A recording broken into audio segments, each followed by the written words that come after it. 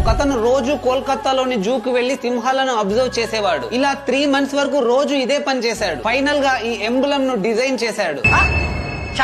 వారే 21 ఏళ్ల దీనానాథ్ భార్గవ గారు. సారనాథ్ లో అశోకుడు నిర్మించిన లయన్ క్యాపిటల్ ఆఫ్ అశోకాను బ్యూటిఫై చేసి రియలిస్టిక్ గా అనిపించేలా డిజైన్ చేయమని పెయింటర్ దీనానాథ్ భార్గవ గారికి పనిని అప్పగించారు. దాంతో భార్గవ గారు రోజు జూకు వెళ్లి లయన్స్ ని, వాటి హెయిర్ ని డిఫరెంట్ యాంగిల్స్ లో ఈచ్ అండ్ ఎవ్రీ పాయింట్ ను అబ్జర్వ్ చేసి పెయింటింగ్లు వేస్తూ 3 నెలలు కష్టపడితే వచ్చిన అందరూ మెచ్చిన రిజల్ట్ ఇది. 26 January 1950 నేషనల్ ఎంబ్లమ్ ఆఫ్ ఇండియాను మనం అడాప్ట్ చేసుకున్నాం. ప్రస్తుతం currency notes, coins, passports, government documents పై ఈ ఎంబ్లం మనకు కనిపిస్తూ ఉంటుంది. ఎంబ్లం పై ఉండే 4 సింహాల్లో 3 మాత్రమే మనకు కనిపిస్తాయి. వీటితో పాటు ఒక ధర్మచక్రం, లెఫ్ట్ సైడ్ గుర్రం, రైట్ సైడ్ ఎద్దు ఉంటాయి. ఎంబ్లం కింద దేవనాగరి లిపిలో సత్యమేవ జయతే అని రాసి ఉంటుంది. ఓవరాల్ గా మన ఎంబ్లం, దాని వెనకాల ఉన్న ఈ స్టోరీ గురించి మీ అభిప్రాయం ఏంటో కమెంట్ చేయండి.